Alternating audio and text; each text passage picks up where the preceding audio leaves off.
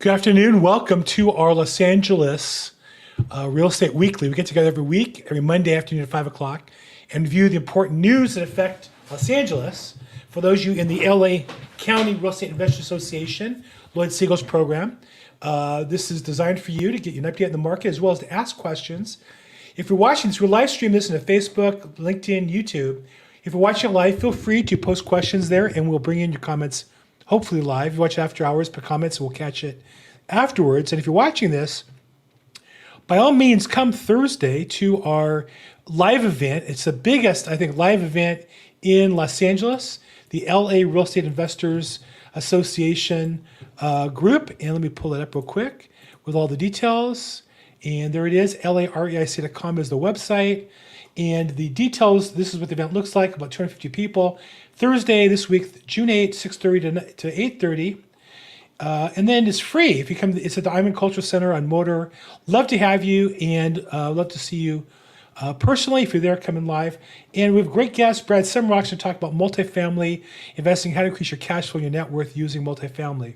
So this is something that goes on the second Thursday every month, and love to see you there. And then what we do every week is review the news.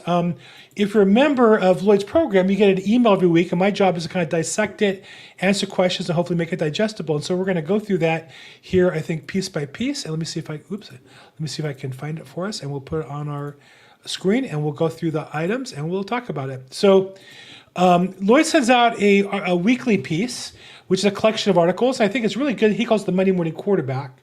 And the top of the line, he's going to talk about architecture. He has a background affinity for architecture.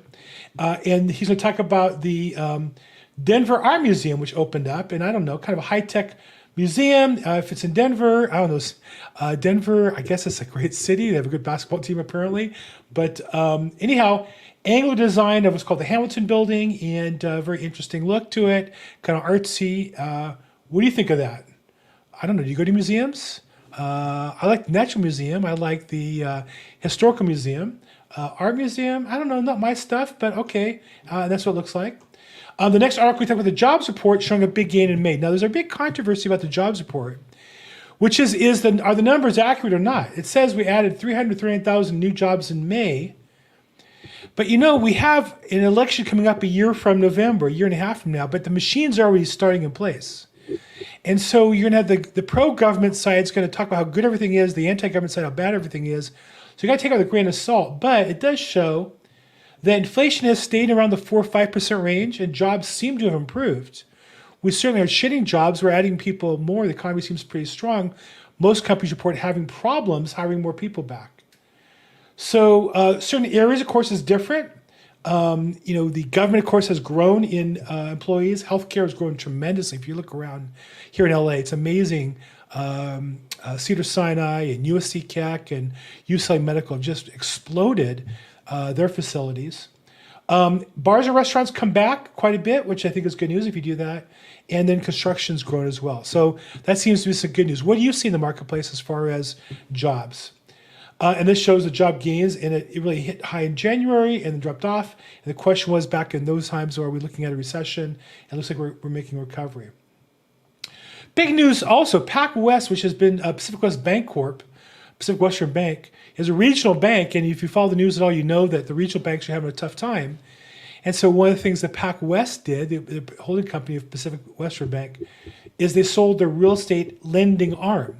So companies like this, banks, they have relations with customers, they build up a business, and they sell that for an asset, and they can restart building the business again a year or two later over time. And so that's a common bank practice when they build a division or a company, sell it off, and then rebuild it again. And they build it using the customer's goodwill, and then end up selling it to cash out to help the stockholders. I don't know.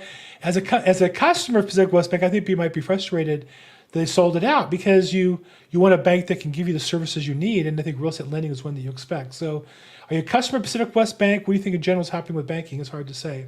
But they're definitely a little better off for having sold the asset, but probably not well off if they had to sell it. Next, this is a big statistic and a big idea in real estate, zombie foreclosures. And what they're talking about is how many homes are vacant, but but are not being foreclosed on. Now, I deal in the probate space. If you happen to have a property, there's a title issue or who owns it, or it's a grandma's name, that's a title case. But until the person living there files a probate, nothing gets done. The problem with that is oftentimes there's a couple siblings and one or two are heirs, and then one lives in the property and they want to live there forever because they're not paying rent. And it's not fair. And then they want to improve the property. They can't get a loan on a property to refinance it, to fix it up properly. And so it becomes a zombie property. And in many cases, they end up being dens of drugs and other crime and such. And so we have more and more of what we call these zombie foreclosures. They don't get foreclosed on. They're not paying their mortgages. Neighbors live in the area consider them eyesores. And so that's definitely a process that's going on, and it seems to be increasing.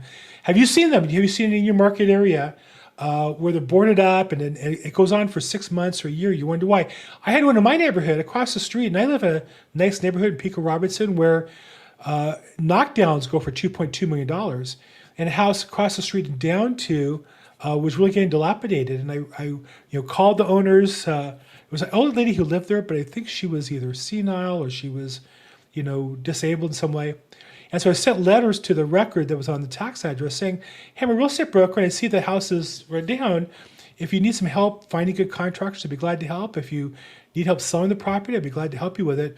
And I found, and they ended up turning on fixing it up. They repainted and they redid the landscaping, and it looks nice. And this elderly lady who I've never been able to talk to her. Whenever I say walk by, she seems very scared. But the good news is the house is cleaned up, and our neighborhood's a little nicer as a result. What you don't want is that bad house, because when you see those broken doors or those boarded up doors, drug dealers and other bad actors will break in. They know nobody's home. They'll figure they'll live there rent-free and do whatever they want to do in those places, and you don't want that.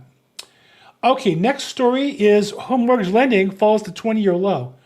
If there's any business that has been the sharing a silver spoon for the last 10 years, in my opinion, it's been mortgage lending, because as rates came straight down, they just take the same deals and refinance them and refinance and refinance them. And then, of course, when rates bottom start coming back up again, that stopped. And so you have an industry with all this excess capacity. I'll tell you, it's amazing to me how ill-equipped the mortgage industry is in pursuing purchase business. I'm a listing agent. I have 6 pending escrows. I'm going to close one tomorrow, close another one this week. It's amazing how poorly I get solicited by mortgage lenders. I get spam text, spam email. I get a phone call from some secretary. What I don't get called is the lender who offered on my property. They're very hard to get. They give terrible service. It's really amazing. And so the mortgage lending has dropped off because there's no refinancing. And so about half the business, 80% of that disappeared. And now it's down to purchase business. And it's important, if you're going to get a loan, to get with a good lender. And what I want to say,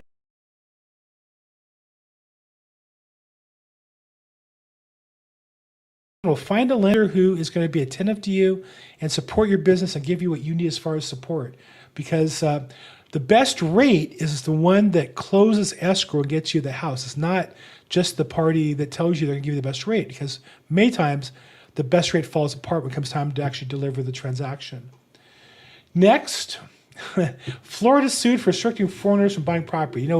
In our political environment today, if Ron DeSantis says he likes vanilla ice cream, then half the country is going to say that's racist and we should all get chocolate ice cream. I think that's going on here. There are people who are concerned with foreigners buying strategic property, whether it be near defense installations or agricultural property. And so Florida passed some laws restricting that. And it's interesting that lawyers use the term pass an overly racist law. It's not racist to ban Chinese national. It's nationalist by definition, right? We're not banning Americans of Chinese descent from buying property. We have no such law. Those laws are illegal. But we are banning Chinese nationals from buying property, and the premise being that any Chinese national who buys property in America probably is connected to the Chinese Communist Party and part of their government. It also affects citizens of other countries, Cuba, Syria, Iran, Russia, North Korea.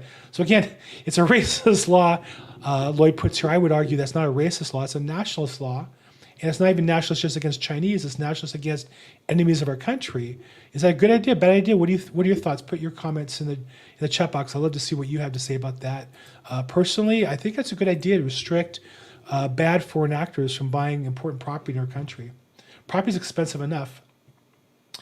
Next, Harry Gesner's Sandcastle, which is a home that was built by Harry Gesner for his family in Malibu in the 1970s. You might have driven by and seen this property or pictures of it or seen it in the past.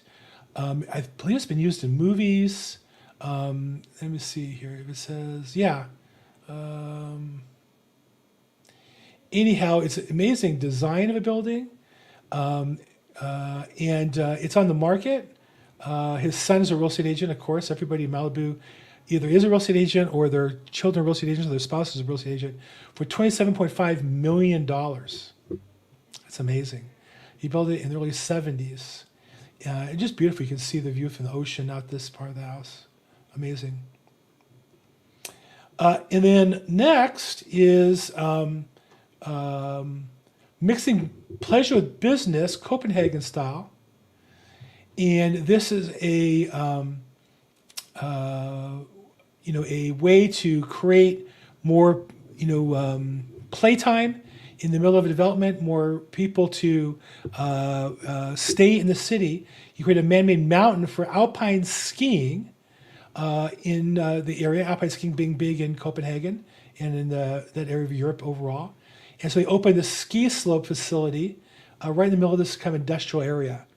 I was just listening to the president of Related Properties in New York, and they're bringing a casino into Hudson Yards, a big development on the west side of New York, in Manhattan. And the idea being that if they can find all the entertainment that keeps people in an area, they won't leave. So you can work there and live there and play there. And that's a combination that they find people need to have. So this is what they're doing in Copenhagen, which is make it so that they can ski as their favorite sport and then do that maybe between work or before they go home from work.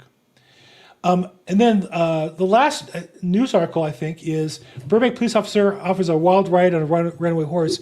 If you've been to Burbank, you know there's horse trails, the back of Griffith Park and areas of Burbank. And so there's a runaway horse, and a Burbank policeman who grew up with horses found the horse and jumped on it and brought it back to the owners. It was, I think the name of the horse was Oreo. And anyhow, it became spooked when he was riding with his rider, but the police was able to find it, bring it back, and congratulations, good work by those who service us. So that's the news that Lloyd came out with that affects us in Southern California. What do you see happening in the market? Feel free to put your comments in the chat box if you want to. On Thursday, we have an evening with Brad Sumrock, who is one of the best-known people in the multifamily space. If you're interested in investing in multifamily or looking for passive income, you'll learn a lot. Free program. It's at the Iman Center on Motor Avenue between National and Palms, just south of the 10 freeway. I'll be there. I'm the official live cast there. So if you're there, come up and say hi. And then we have a Vendors Expo. We'll have about 50 vendors. I'll be one of them. If you're looking for people to help you through your real estate business or real estate practice. And then there's the basic training program, June 24th, Saturday, that Lloyd does once every month or so, semi-annual. Does a couple times a year. I think it's one of the best deals in the business. It is going to cost you, before June 17th, which we still are, $149. It's like a whole day's event, 9 to 6, and these are all the topics you're going to cover at the boot camp. So I hope you can make it there for that. And then he summarizes kind of the key numbers in the marketplace, 10-year treasuries. Let me just show you the market. Actually, that I watch is on the best, I think, website for mortgages is Mortgage News Daily. It's a free site. Let me bring it back in here real quick. Windows, there we are. Mortgage News Daily. In the top right corner, there's the 30-year fixed rate. And if you click on it, it'll bring you down to all these kind of graphs. But I like to go to the very bottom and put in the current date. And it gives us a graph of where we are for the year. And you can see that up last week, we went above 7%. I think the fears of the debt ceiling political standoff. And once that got resolved, it came back down below. We've been between 6 and 7 all year. When we slightly hit the bottom or slightly went above, it had immediately come back. Last week was the longest it's been above the 7% mark, but we're now back at those numbers. So, that's where we are in the marketplace. Big event Thursday, the LAREIC.com event. Love to see you there. Is this helpful, interesting? Do you get the email from Lloyd? If you have any comments or questions after the fact, put your comments there as well in the chat box. I'm Bill Gross. We do this on Mondays at 5 o'clock. Make it your best week ever. Thanks so much.